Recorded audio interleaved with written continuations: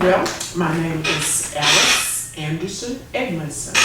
Okay. I'm a lifelong resident of Wilson, North Carolina. I made my entrance into Wilson County in the year 1953. 53. Where did you come from? My parents were James and Ozzie Anderson. And as a matter of fact, my father, James Anderson, was a World War II veteran, and he was a custodian, or janitor as they called it back in the day, for the Wilson County of Wilson at the courthouse. He was janitor there for over 35 years. That was your father? My father. Yep. Oh, and what was his name again? James Arthur Anderson. Okay. He was a janitor there for over 35 years. 5 years. And I remember as a little girl going to see him on the job sometimes. I remember their signs colored in white only. And even as a child, we were still not allowed. Even that was his job as a child. My sister and I were still not allowed to drink from that fountain or use the bathroom, even though my daddy was responsible for cleaning both bathrooms. We were not allowed to go to the white fountain and drink from the white fountain or use the white bathroom. There was a monument outside. I don't know whether they told you about that. The bus stop used to be, there was a white section to sit in and a black section to sit in, or color as they call it back in the day. Where I came from was Nash Street. That was my home originally. We moved from Pender Street to Nash Street. And at that time, Nash Street was a business hub for the black citizens. There was a drugstore, Shay's Drugstore. There was the Ritz Theater, the Orange Motel. We stayed right beside the Orange Motel. There was Doris Robinson's Beauty Shop. And there was Hamilton's Funeral Home right beside the beauty shop. Because I remember as a child, my sister, Marilyn, my cousin, Lizzie, and the only other girl that lived in the neighborhood, Nellie, she was the niece of B.T. Barnes. We used to run over to the funeral home and play in the coffins. They were the wooden ones. They hadn't been covered, but we used to play hide and go seek in the coffins at Hamilton Funeral Home. So you weren't scared? No, we weren't scared. They kept them stacked up on the back porch, and whenever they needed them, they would cover them with the felt, the gray felt to make them look, but they were basically boxes, wooden boxes like you used to see in the Old West. And those were the places we used to go and play hide and seek. Because at the time, we were the only 4 girls living on Nash Street. Only 4 girls, no guys, just 4 girls. Across the street from us, we lived at 528 East Nash Street. That was the address. Across the street from us, there was the Wigorama. Miss Lillian Artist on that. It was high fashion, hats, gloves, because that was the stuff to wear back in the day. There was Artist's Barbershop for the men, SP Artist. He owned the barbershop. As a matter of fact, his wife is still living.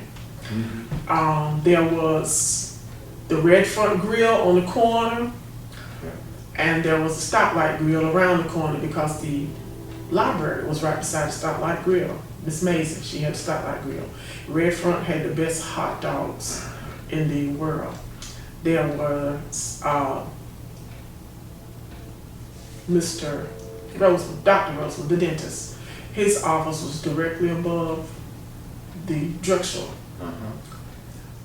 Movies back then for us that were really cheap. 25 cents, we can go see a good cowboy movie and have money left over for popcorn and soda.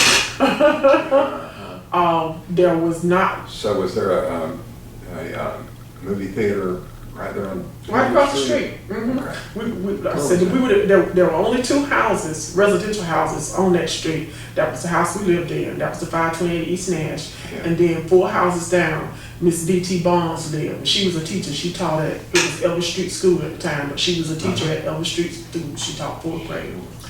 And her niece lived with her. And the Clays lived beside the funeral home. And then we lived between the funeral home and Doris's Beauty Shop. But across the street from us and right beside us, there was the Orange Hotel. Miss Coleman, Maddie B. Coleman owned that hotel. When people would come in, they needed a place to stay. That's where they lived. And eventually it became a rooming house. Across the street from us, like I said, there was the Wigorama. That was a high fashion boutique in the barbershop. There was Libby's Cafe. She cooked smoked barbecue the old fashioned way. She had a pit in the back of the barbecue place, and they would smoke pigs in the back of that place. And she had fresh barbecue. Right beside her was Lucille's Beauty Shop. You can go and get your hair washed and straightened and get nice styles. It was owned by Rosa Arrington, and she was a deaconess at our church. As a matter of fact, she was one of the oldest deaconess at the time, in her 90s when I was a child. Was your church Jackson Chapel? My church was Jackson Chapel. We lived right down the street from Jackson Chapel. I came when GK's grandfather was pastor. I was a baby. And then by the time I got to maybe 2nd or 3rd grade, that's when Reverend Watkins came. I was maybe 5, 6 at the time. 6 at the time. He came when I was 6 years old and my sister was 4. Because I remember joining. I've been a member at Jackson Chapel over 50 years. Are you still a member? Yes, sir. Still a member. We used to have no play area, no park. So we just would play on the porch. And our house, the way it was built, they had a little balcony at the top. And across the street from us, and with the high fashion, with a little, what we used to call juke joints, Mr. Zachary, Earl Zachary had a pool room across the street from us. The ladies were not allowed to go into the pool room. For nothing, not even to buy sodas, or that was just his thing.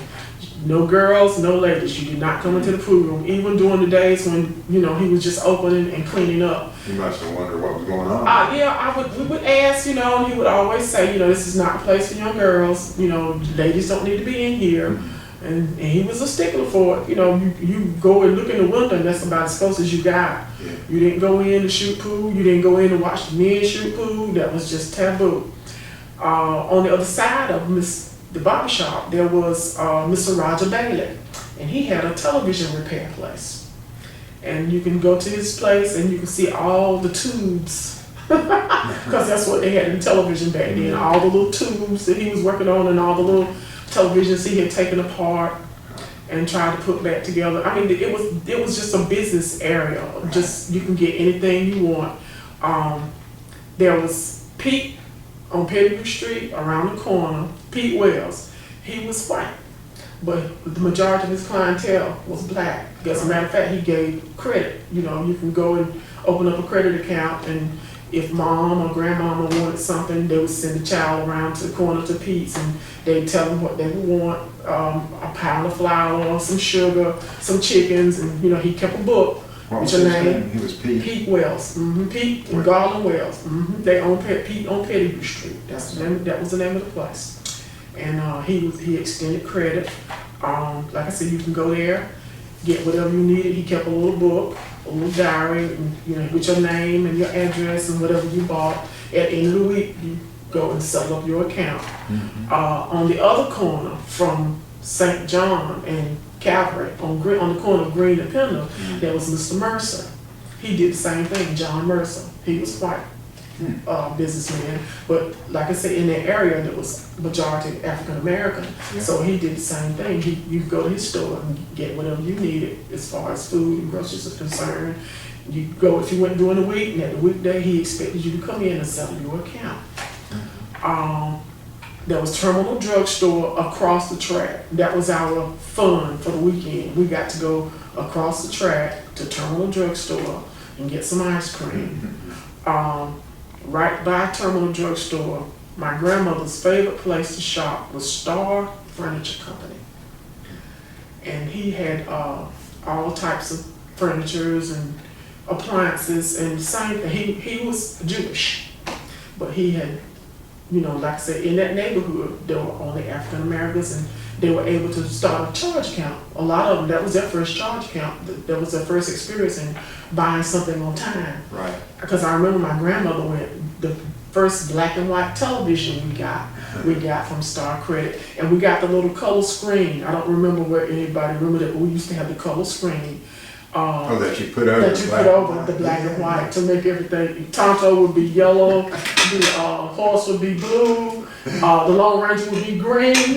But we we thought we had arrived because we had color. We had color. We thought, hey, you know, we can't touch us because we got color TV. You guys still look at black and white. But that was the only place you could buy the silver Christmas trees. Oh, yeah. I remember The silver Christmas trees, and we didn't have the lights on the Christmas tree, so you can purchase the silver Christmas tree and little rotating lights with the different colors in it, and it would rotate and turn the Christmas tree blue or yellow or green. We used to go shopping across. That's whenever you cross Nash Street, you consider West Nash. Right. From Terminal all the way back. There was a Piggly Wiggly where the bus station is now. Uh-huh. And we used to shop at Piggly Wiggly. You did. Yes. Did white people shop there too? Yeah. So that was a space Yes, where that was a space. People could go. Mix a And little. that was it. And there was another space further up behind the library, Winn-Dixie.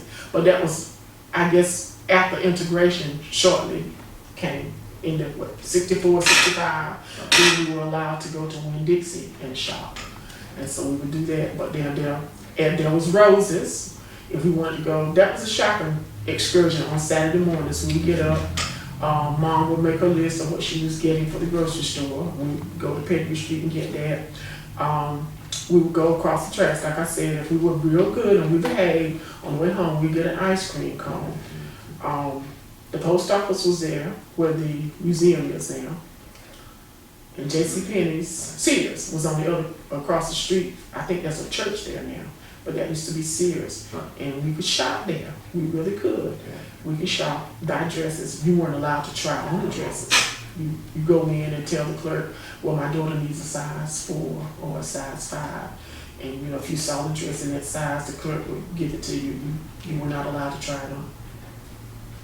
I know you've heard this before or maybe thought about it, but isn't that a tremendous irony that some black women were allowed to suckle white babies and yet My grandmother couldn't did. try on clothes? My grandmother What's did. up with that? I couldn't tell you. I didn't think the milk was any richer than what they had already had. And but my grandmother did that for. Yeah. She worked for Dr. William C. Hunter, Mm. and he had 3 children: Betsy, Ted, and William. And that's what she did when she first got hired to work for them. That was one of her duties. Yeah. And I would come home and say, you know what? I would ask her, well, why you, why not the natural mother? And she would say, that's grown folks' business. And when you get older, you'll understand. Well, as I got older, I still couldn't understand. To this day, I still don't understand. Doesn't make a bit of sense, Doesn't especially considering that you couldn't try on clothes. I couldn't try on Men couldn't try on clothes. hats. Nope, couldn't try on clothes, couldn't try on hats. Yeah. There was Roses. We could go to Roses, but there was a separate counter. It was a long counter, but there was a partition between. We sat on the right, and the white customers sat on the left. At the lunch At counter? the lunch counter. And we could do that. We could go to Roses, and the same thing at Woolworths. Where Branch Bank is now, there was Woolworths. And we could go to Woolworths and do the same thing. Sit on one side, white sit on the other side. We walked to school. Yeah. Where'd you go to school? I went to Sam Vic. It's OIC. Yeah, OIC now, Yeah. but it was Sam Vic. Technically speaking, and the way the lines were drawn at the time, I was supposed to be going to Elvis Street School. Yeah. But my mom did not like the neighborhood. Really? No, and she thought it was a little rowdy, and she just could not imagine her little girls walking around the corner. I never thought it was a bad place. As a matter of fact, I live in that neighborhood now. Too. But she just didn't think it was a safe place for little girls to walk to school, so she took her chances with Sam Vic. Because on the way to Sam Vic, we would pass a couple of houses with people that she knew. If she felt uneasy, she would say, well, the girls on the way to school, keep an eye out on them, watch out on them. Yeah. But we would do that. Did you like school? I loved it.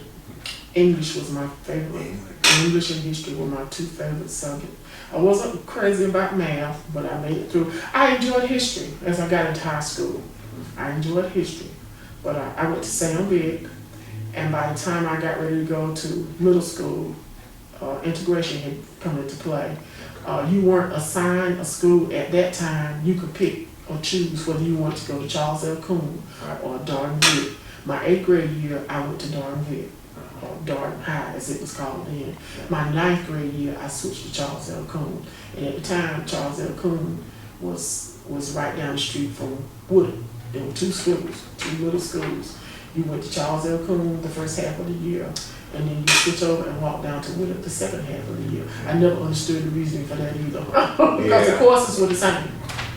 It was part of all across North Carolina, there were these bizarre schemes to comply with brown v. board that didn't make any sense. To comply with the letter of the law and yet still preserve some sort of, as they would have said, our southern way of life. Right, our southern way of With living. its segregation. We were still, like you said, they were still sticking to the law, just barely eking by, well, we're going to do it this way, and we're not against the law, we're going to do it this way. But that's the way they did. As a matter of fact, there was separate school system. There was the Wilson City school system, which I was a part of. There was the Wilson County school system, and there was Elm City. They had their school system. And everybody did something different. Everybody, the courses were not the same. The equipment, Lord knows, was not the same. You knew that. Yes, knew it when we came in. We got used books, used science equipment, used football uniforms, basketball uniforms. They were just hand-me-downs from the other schools. But on the whole, it was nice. But your teachers The teachers were committed. right, and they, despite what they had to work with, education was important. Because we were always taught that if the one thing that nobody, white, black, yellow, green, could steal from you was your mind. Who taught you that? G.K. Butterfield's mom, Savannah Farmer, Catherine Taylor, Athaline Emery. Some of my teachers they're still alive. Josephine Edwards. Some don't, some have passed. But those were the things that they instilled in us. And then our parents, they knew that that was our only way out. If we were to succeed or if we were to become anything, we had to have an education. High school back then was very important. College was extremely important. You were considered a top dog if you were able to go to college. If you finished high school, you were still considered top dog, because that was the thing. When you went to school that morning, unless you were at death's door, you got up and you went to school. You learned. You didn't go to school to play, because if you did, your teacher would let your mom know. She played all day. And mom would say, okay, first thing you did when you got home from school, there was no snack, no rest time, no, I'm gonna watch TV for 5 or 10 minutes and then I'll go do my homework. You came home, you pulled off your school clothes, maybe you grabbed a few cookies and some milk, and you immediately started to do your homework. You didn't even get dinner until your homework was done. You didn't do anything until that homework was done. Parents would check the homework. You didn't come home and say, well, I did my work at school. Okay, well, you did it at school. You go back to school and get it so I can see it.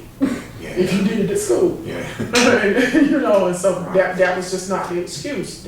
Those were 2 things you were required to do: to go to school and learn, and to go to church on Sunday. Those were the 2 mainstays. If you couldn't do those 2 things, you couldn't do anything else. Right. You couldn't go anywhere. You couldn't hang out with your friends. You couldn't do anything. So what you described with that, I heard one person call it the Black Mecca downtown business section. It was similar, someone said, to the Hayti area. It was with and so there was business thriving business, right? And kind of excitement. A boutique, like I said, the Wiggle Room, the boutique. There was the places you can go and eat at. Rosa's Cafe. She was one of the few black women that catered at the time. She had a catering business. So what's happened to that? The catering business or the Mecca? The downtown. Well, I wouldn't say integration. I would say a generational thing. To me, as we gotten older and as we got more advanced and more cultured and a little bit more economically sound. Downtown wasn't the place to be anymore. And especially when integration came and we were able to go across the tracks and buy better goods. We had pretty good jobs. We had a little bit more spending money, so I could afford to go to JCPenney's and buy that dress instead of going across the boutique and getting it, because that was a status symbol also. I got my dress from JCPenney's. I got my shoes from the shoe place there, Brown's shoe place. I got my hat from Rose's, and that was a status thing. And as we got more into being economically sound and economically independent, that mecca began to fade. That plus the fact that some of the owners were getting older, and their children no longer had a desire to continue the business. I say maybe the funeral home business, that was the exception. The funeral home business, because we were right there at Darden's Funeral Home, which is now Karan's, Hamilton's Funeral Home, which was around the corner, Edmondson Funeral Home, and those they carried on. The children carried on those businesses, but as far as the pool room was going on, and the Wigorama, Odyssey's barbershop continued a long time. Mr. Williams, he had a barbershop on the other corner. But as their kids went off to college and came back home with degrees, they didn't want to get into business. They didn't want to run a barbershop. They wanted something a little bit more substantial, a little bit more status-like. And as that progressed, eventually they became the nightclub area. They had the Needle's Eye. There was a little, I would say it wouldn't be a little cafe, but you can go in and get a cold beer and sit down and talk to your friends and socialize. There was Diddy Pap's place, which was on the opposite spectrum, where you can go in, and if you went in at your own risk, because there was only one way in and one way out, and if they decided they wanted to start fighting, you grab a beer and you grab a corner. Because if you were in the midst and if you weren't by the front door or you weren't by the back door, shame on you. You either had to stay there and watch, or watch the fight, and then even at that, guns were not the norm. Did police come? There were police patrolling the area. There were black policemen, Douglas Clarks, Hank Williams, Rudolph Best, but they were foot policemen. Occasionally one would come on the car if it got out of hand, maybe 2 or 3, when they started throwing barrels and bottles and things of that nature. They would come and arrest them. But that's what the area eventually became. The pool rooms became hubs after Mrs. Zachary died. Whoever got that pool room after he died, anybody could come in there. Ladies, dogs, cats, anybody who wanted to come in there. And that became another type of mecca, like I said, a nightclub area. It was a 20 grand on the corner by the railroad track, but that was the sophisticated club. You had to be dressed to get in. You couldn't go in with tennis shoes and sneakers. You had to have a nice shirt, nice tie. Ladies, you couldn't go in with splits thigh high. You had to dress appropriately. But like I said, there were the little joints where they sold bootleg liquor. The little Needle's Eye. Navarre artist. He was an artist, and he had a lot of drawings in his little joint. But during the weekdays, it was quiet as a mouse. So starting Friday night until early Sunday morning, because Sunday, by that time, everybody got a hangover, but they knew they had better be in church Sunday morning, hungover and all. So by 2 o'clock Saturday morning, everything had closed down. Those who could walk home. Those who staggered home. Yeah. But you were sitting right there at that church Sunday morning. We used to keep bags of peppermint in the back of the church because you could smell the alcohol on the people's breath. And so when they would come in the morning, they would pick up a little piece of candy. You could hear them put it in your mouth before they even said hello or how are you. They would put that candy in their mouth, and you could tell, who had been out all night and who hadn't been out all night. But I guess that's that peppermint. Right. Yeah, but I guess that was instilled. Me included, because by the time I got 20, I hung out. My mom worked at the hospital. Yeah. And there was this little place called Joe's. Mercy Hospital. That's where she worked. She was a cook. She worked at Mercy Hospital, and then when they closed Mercy and opened up Wilson Memorial, she went to Wilson Memorial, where this well met now.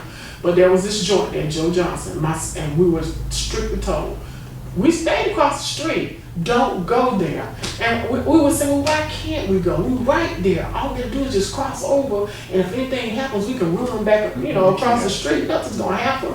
And she would say, don't do that, don't go there. And my sisters and I, we were just dying to get there. And so one day we just got the nerve, and we walked over there that Friday after she'd gone to work, because she was doing shift work. She would come home maybe 1 o'clock and go back, and she'd get off maybe 8 or 9 at night.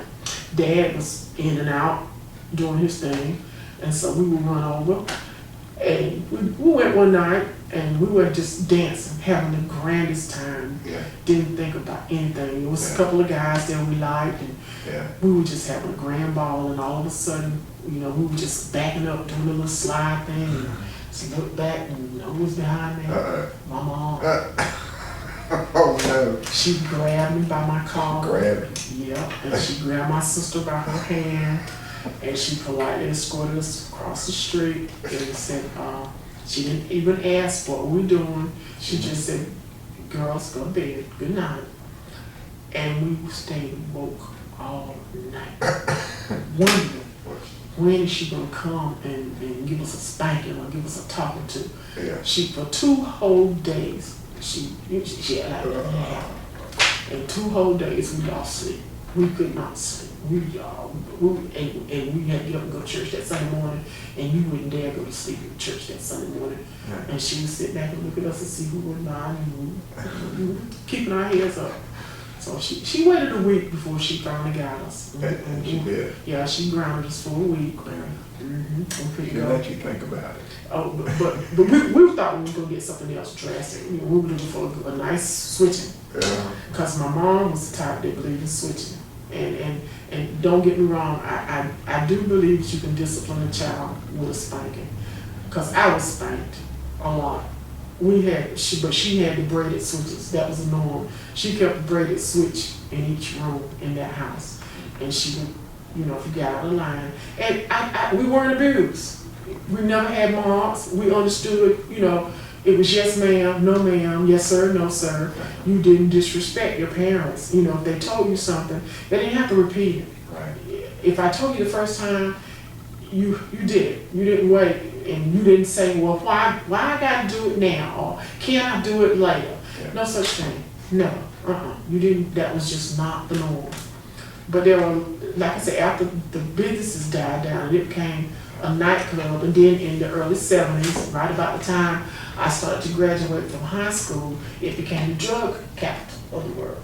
That you can go and buy all the drugs you want, and at the time, heroin was not popular. It was marijuana, and the pills, the Red Devils, the Speed, because there are a lot of soldiers, a lot of guys that had graduated from Darden had gone to Vietnam and come back with habits. Right. And that was the place to come and get whatever you need for your habit.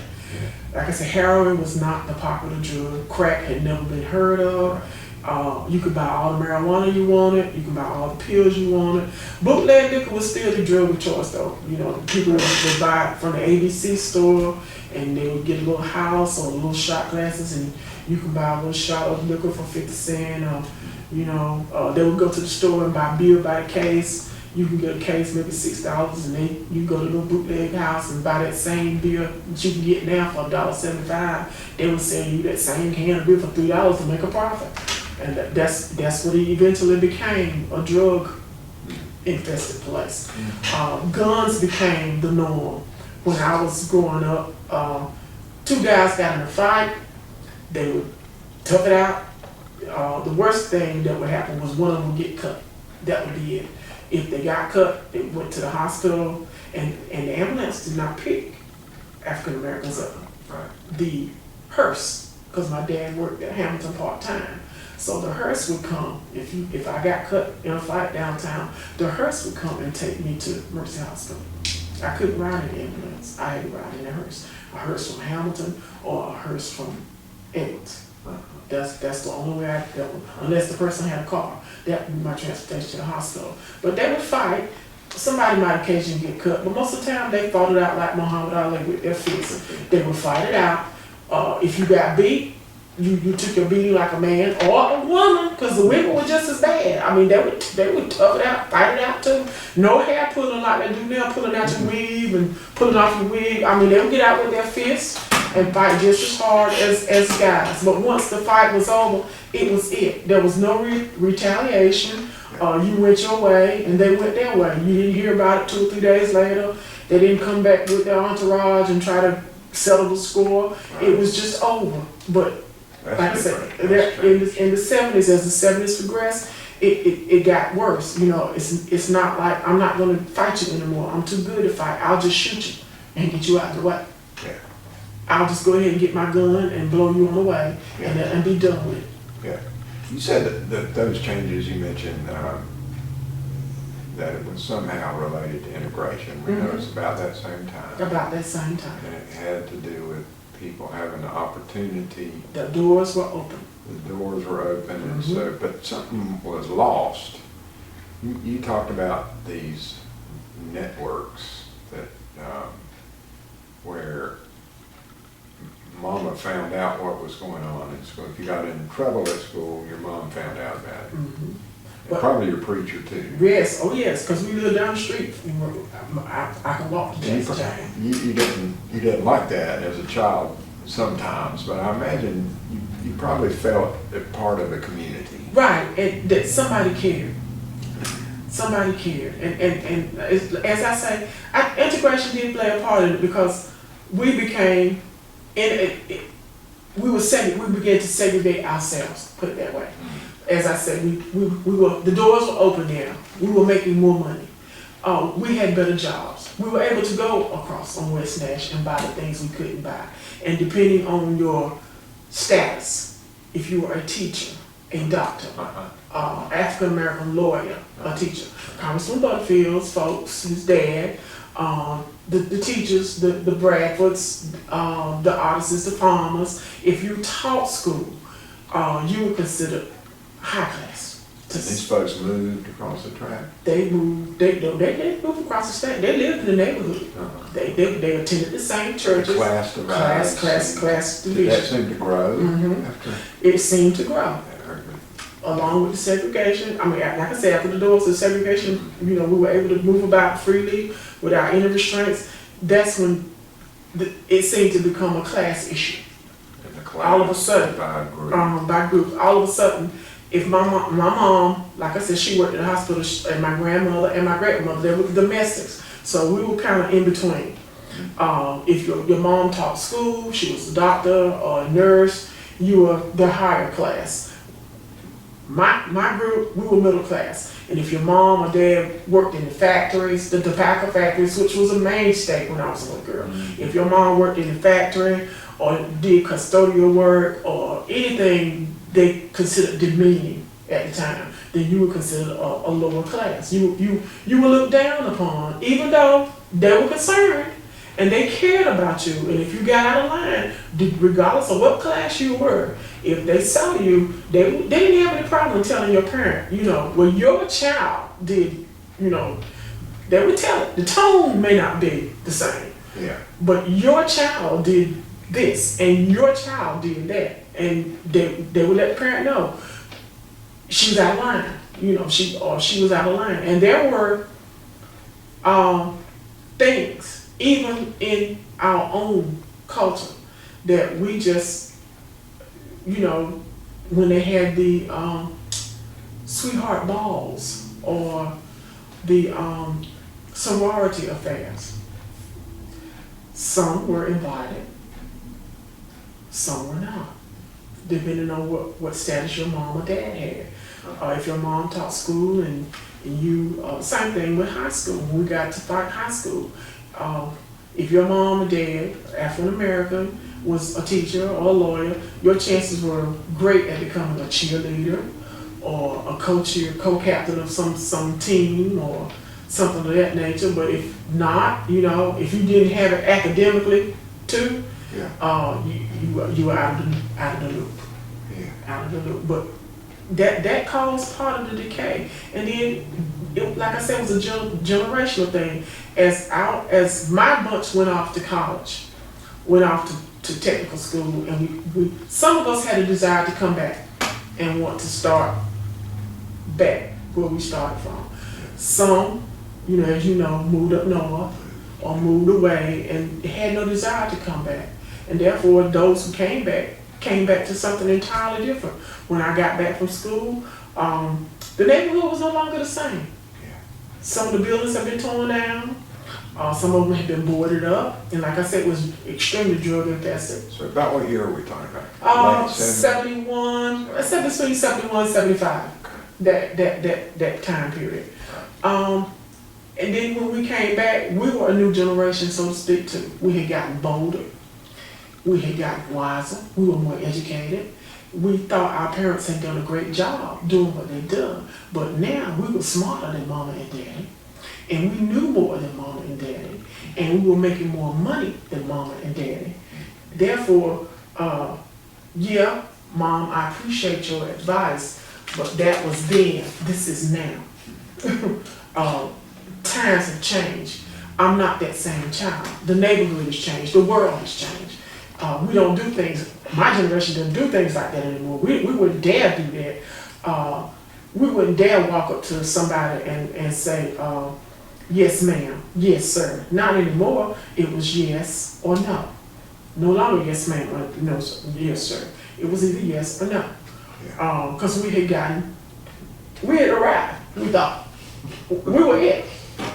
We didn't need to do what you guys did. We were more educated, so we knew, we knew segregation existed, but we knew how to get around it, so we thought. So there's that growing class divide. Right, and then segregation was coming in different forms. When I was a child, it was nothing to see a Klan rally.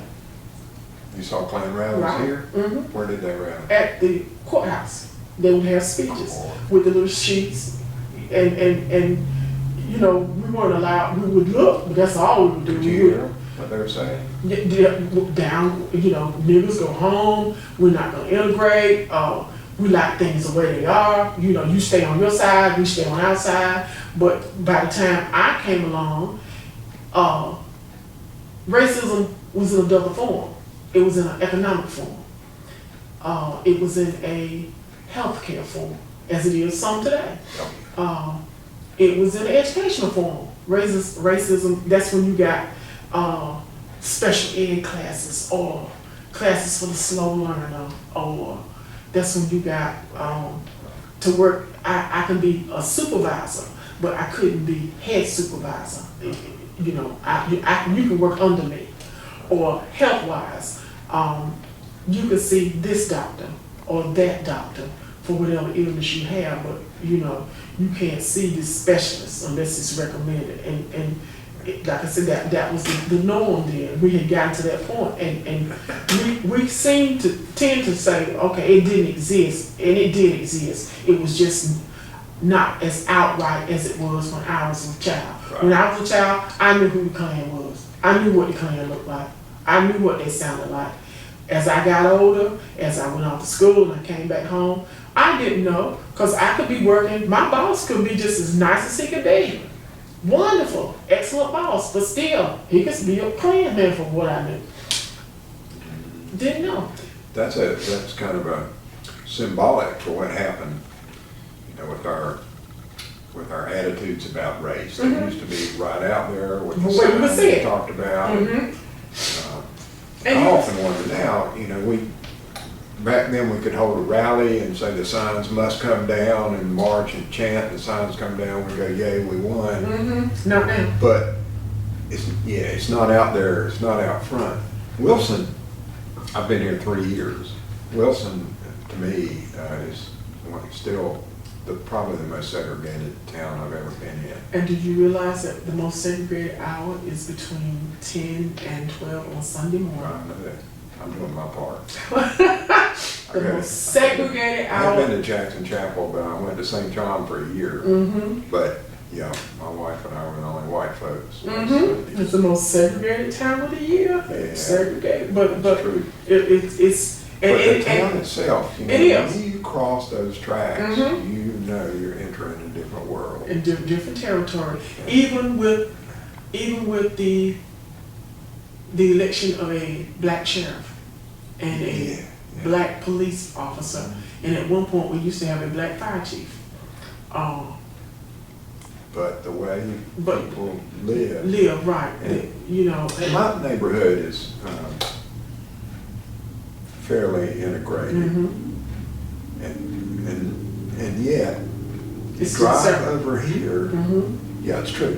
We don't, I mean, I know a couple of people from work, so we don't talk to any of our neighbors anymore. Neighborhoods aren't what they used to be. But anyway, my point is that still the railroad tracks mark us strong. You don't see a lot of white folks moving over here. Mm-mm. No. And so this is still a segregated town. Even among us, there are certain neighborhoods that we like to go in.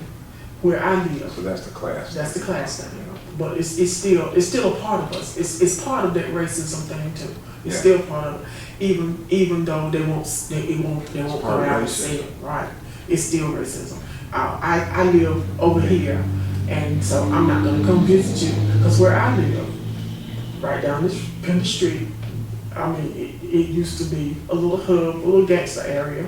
After they closed up, there used to be O'Neill's Chicken Yard used to be there, and we had a chicken processing plant.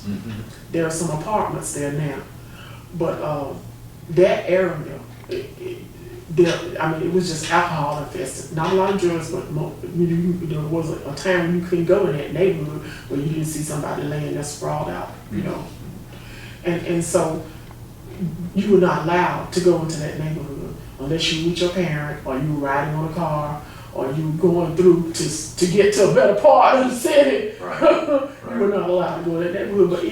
But like I said, even when we cross the tracks now, Yeah. you know, So you're talking about segregation within the black community. within ourselves, yeah.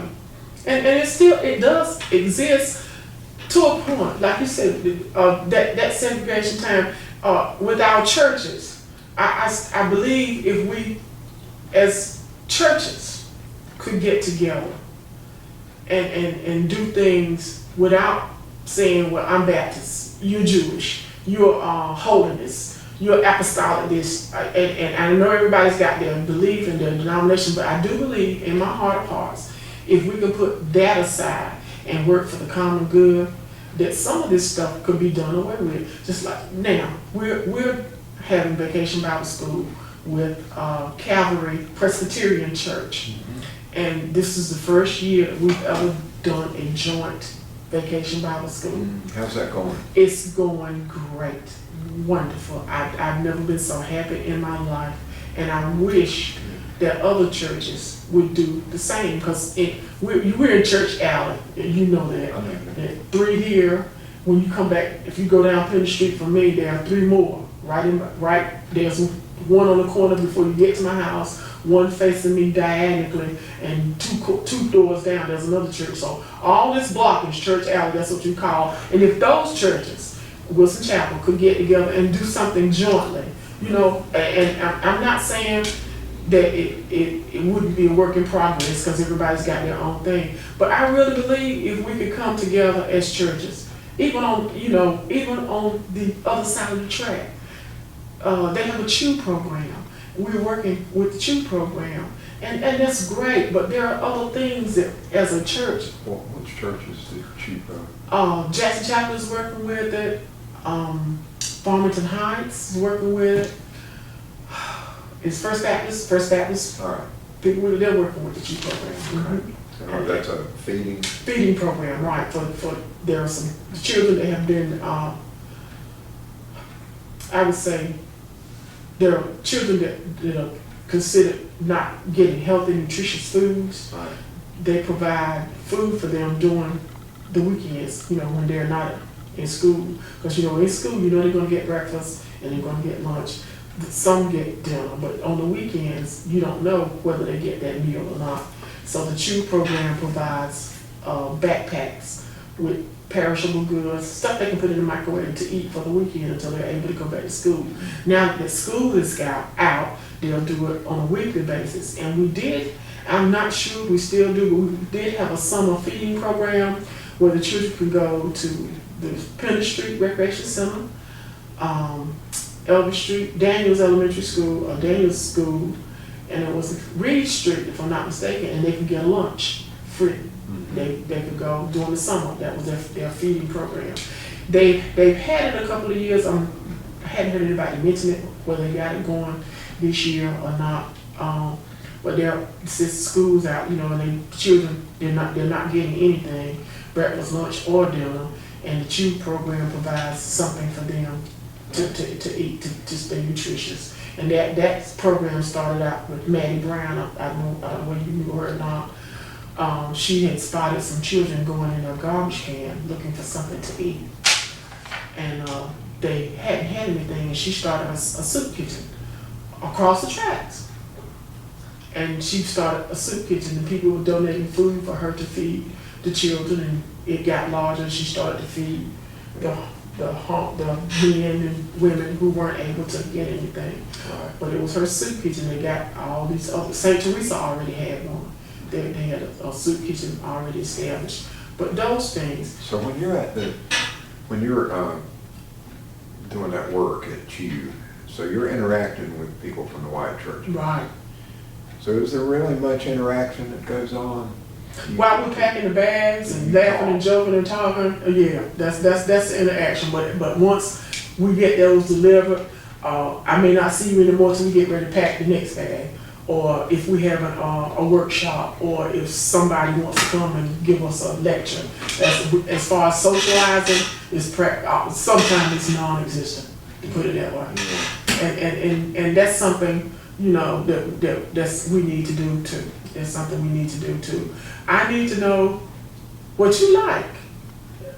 I mean, I can't look at you and say, you like this type of music and I like that type. We need to know more about each other. And if we sit down and really sit down and talk to each other, we will find out that we have more things in common than we do. Yeah, if we have to share our lives. Right. Is what we have to do. We have a lot. We would find those things in common. A lot of things. We'd also find some differences that are pretty intriguing. Yeah. Can you imagine what mainline music would have been without the blues, for example? Yes. If we didn't, and of course that was white people. But see now, Elvis and Buddy Holly took that tradition. But can you? I can't imagine. But now, me for example, and my sister and my children's father used to get on me all the time because I like classical music. I am a Bach, Brahms, Beethoven fan. And they'd get on you? They get on me. Why do you like that kind of music? I mean, don't get me wrong. I like the Temptations. I like the Supremes. Yeah. But I like country and western. Yeah. Not all. Yeah. But now rap is just not my thing. Yeah. Never has been. I mean, there are some forms, the positive kind, that they encourage you to stay in school, respect your parents, and do all this kind of stuff. But all this other stuff with the A word and the B word, it's just not for me. Yeah. And I never liked it. Probably never will. My daughters, I have 2 twin daughters, 27 years old. And when they come to the house, if I get in the car, if that's what they're playing, I can just look and they know my mom don't like that. But then they like that kind of music because that's what they were exposed to as children. Because I had twins, and Lord knows when I couldn't get them to sleep, I would put on Beethoven, and they'd be gone in 6 seconds. Where did you? My grandmother worked for Dr. William C. Hunter, and some days I would go with her to work. And he was a Beethoven fan. He would always come home. He was a doctor. He would come home in the afternoons if my grandma was working in. Sometimes I got to go with her. Yeah. And he would always go into his study and put on something by Beethoven. And he'd sit there with his National Geographic and he'd read it. I guess it would calm him down or his release. And it was just something I listened to. Right, And as a it was soothing, it was calming, so I listened to it. I like exotic and I like snakes. Yeah, by the way, do you play any instruments? No, I sing a little, but You sing. but don't know instruments. But now I had a thing for snakes. Snakes. I had a pet snake. I had a pet iguana. People say, well, what is wrong with her? But now I am definitely afraid of worms. Definitely Worms afraid of don't worms. have mouths. Worms just do something to me. Yeah. But now snakes, I have no problems with. But when we get together and we start talking, if I can get with some of my girlfriends and we start talking, and they say, well, I like this kind of music, I like Marvin Gaye, or I like Temptations, and I say, I like them too. But what do you listen to? Beethoven's Fifth. Or Beethoven's Ninth. Huh? Yeah. Why? I said, well, it's not that I just like it. Yes, there's some of the stuff. Yeah. And then a lot of it's exposure too. Yeah. That's what I was exposed to because my grandmother and my great grandmother were domestics and they worked in these homes that had these things. They had books. Yeah. But we have so many stereotypes.